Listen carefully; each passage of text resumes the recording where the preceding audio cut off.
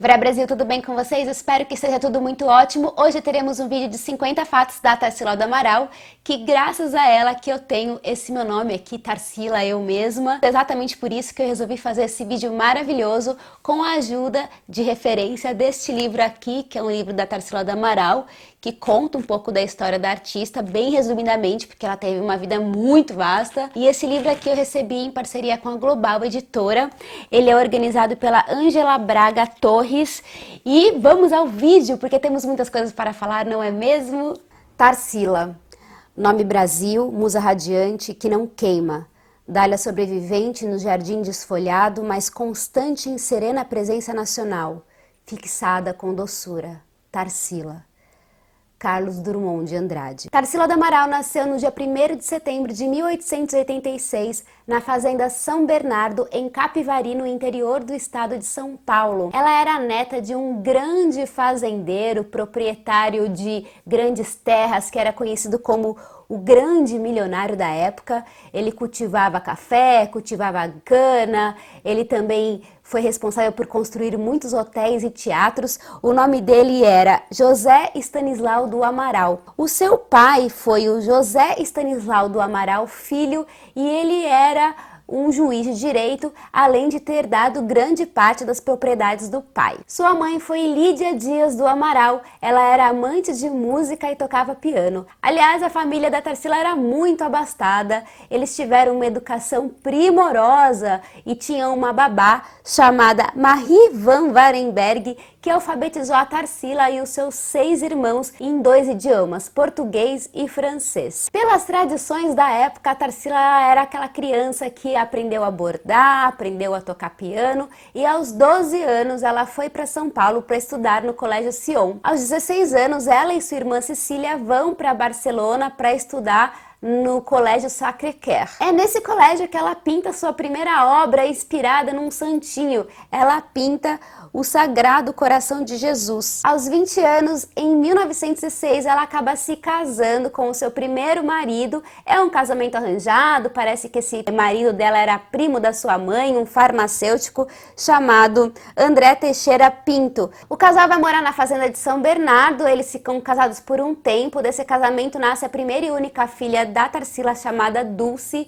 Só que esse casamento não dura muito tempo, eles acabam se separando, o que é uma atitude bem ousada para os padrões da época. Aos 27 anos, Tarsila ora pintava, ora escrevia poesias, ora bordava, ora tocava piano, mas foi fazendo cópias de santinho que ela começa efetivamente a aprimorar sua técnica e a experimentar novas cores. Em 1916, Tarsila e seus pais vão para o Rio de Janeiro para participar das comemorações do centenário da Missão Artística Francesa, que era composta de um grupo de artistas francesas que vieram para o Brasil para ensinar a pintura neoclássica aos brasileiros. Nessa mesma época, a Tarsila também começa a se interessar muito pela poeta brasileira chamada Gilca Machado, que foi a primeira poeta a escrever poesia erótica no Brasil. Inclusive tem um vídeo dela aqui no canal que vocês podem conferir. Nesse mesmo ano, em São Paulo, ela também começa a frequentar aulas de escultura no ateliê do artista sueco William Zadig, modelando peças diretamente no barro. Com o escultor Mantovani, aprimorou a técnica e aprendeu a modelar o gesso por meio do desenho. Ela estuda desenho e pintura com Pedro Alexandrino. O Pedro Alexandrino era considerado um mestre da natureza morta e um grande conhecedor da pintura clássica. Com o Pedro, ela desenvolveu o domínio da linha e ela adquiriu um novo hábito. Ela começa sempre a andar com um caderninho em que ela faz anotações e desenha tudo que ela começa a observar. Então essa é uma ótima dica para quem está querendo começar a pintar, escrever, enfim, ande sempre com um caderninho. Nessa mesma época que ela começa a ter aulas com Pedro Alexandrino, ela faz amizade, conhece a Anita Malfatti. E em 1917 a Tarsila monta o seu próprio ateliê, que ficava ali na Rua Vitória, no centro de São Paulo, e elas começam a ter aulas juntas nesse ateliê. É engraçado que essa Rua Vitória hoje em dia não tem nada a ver com artes, tem uns comércios esquisitos lá, que vendem eletrônico, tem loja de bicicleta, tem tudo, mas não tem nada a ver com arte, assim. É engraçado imaginar que ali tinha o ateliê da Tarsila do Amaral. Em 1920, a Tarsila resolve se mudar para a Europa. ela manda a sua filha Dulce para estudar em Londres e Tarsila começa a morar em Paris. Mesmo estando na Europa, a Tarsila mantém contato com a Anitta Malfatti, que elas se tornaram realmente grandes amigas, elas trocam muitas cartas e uma conta para outra as novidades que estão acontecendo no Brasil, as novidades que estão acontecendo lá. Em Paris, desde o início do século XX, surgiram tendências que fizeram da cidade o centro cultural da época. Antes da Primeira Guerra Mundial já existiam as vanguardas, pensando no futuro. E a arte moderna era a favor da libertação de ação.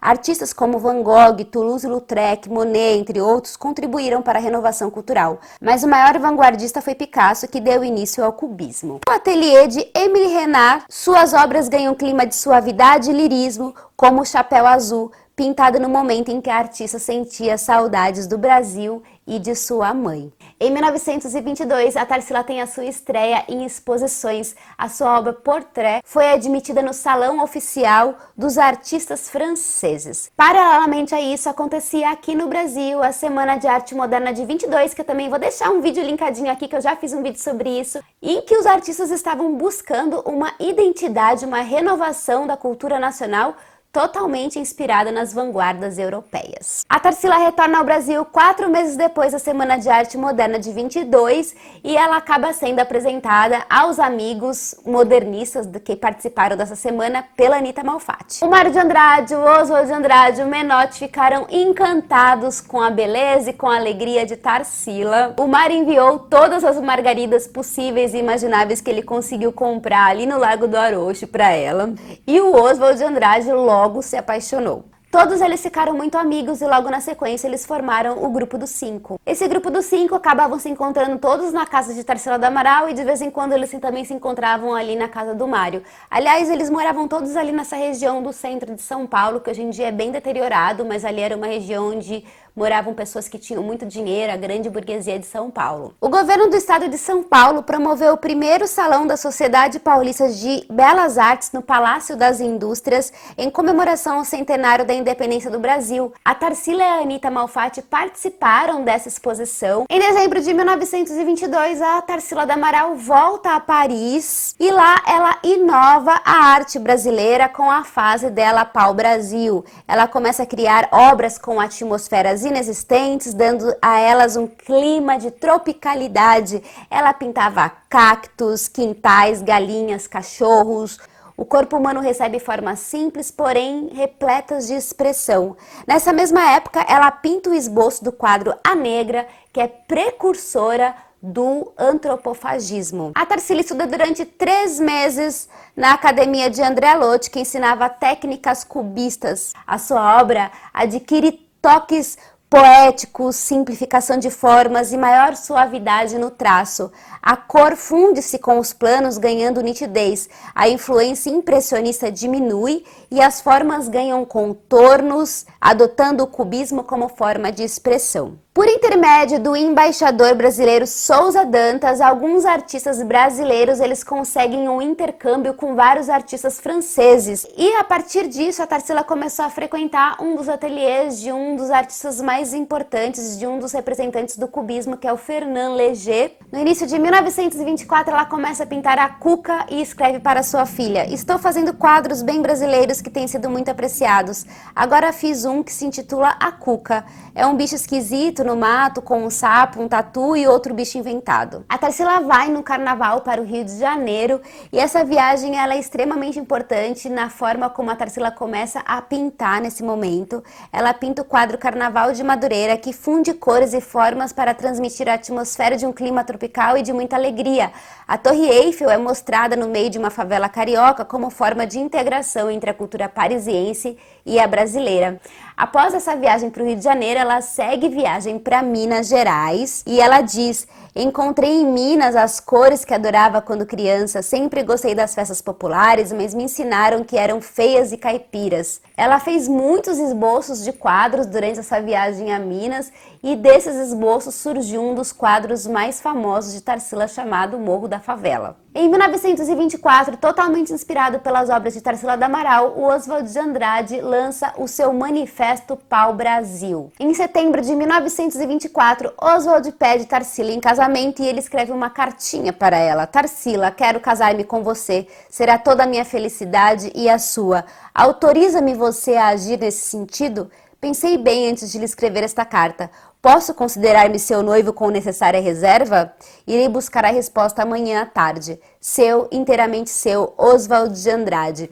O entrosamento entre Oswald e Tarsila era tanto que Mário de Andrade chipou o casal como Tarcivaldi. A gente acha que esse negócio de chip é coisa de millenniums, né? Mas já existia há muito tempo. Em 1926, a Tarsila do Amaral realiza sua primeira exposição individual na Galeria Percier, na França. O casamento entre Oswald e Tarsila do Amaral acontece no dia 30 de outubro de 1926 e a partir daí eles começam a morar na fazenda Santa Teresa do Alto e eles transformam essa fazenda num ponto de encontro entre os artistas modernistas. No início de 1928, Tarsila presenteia Oswald de Andrade com o famosérrimo quadro Abapuru. O Abapuru inspira o movimento antropofágico. O que é esse movimento antropofágico? Esse movimento sugere que a gente engula, degluta os elementos da cultura europeia, que a gente junte com elementos totalmente brasileiros e crie uma coisa totalmente nova,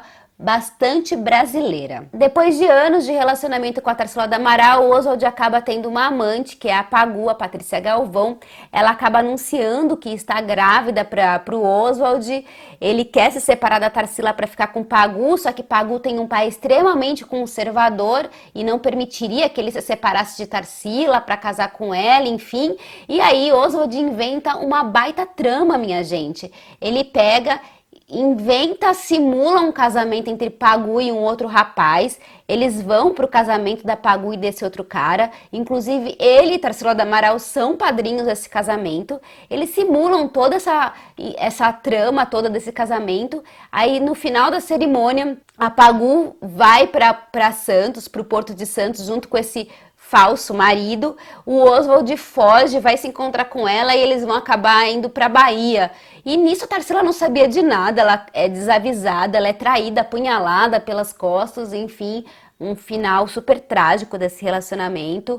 Esse fato vai influenciar barbaramente na obra de Tarsila a partir daí, né? Ela fica sabendo de toda essa história por um conhecido dela, ela é totalmente traída, minha gente, horrível essa história. Esse fato acontece ali no final de 1929, que coincide com o crack de 29, né, a quebra da Bolsa de Valores de 29, e a família da Tarsila do Amaral, que era muito abastada, ela acaba sentindo esse golpe, né, econômico na família, e aí ela tem que arrumar jeitos de começar a administrar melhor os seus bens.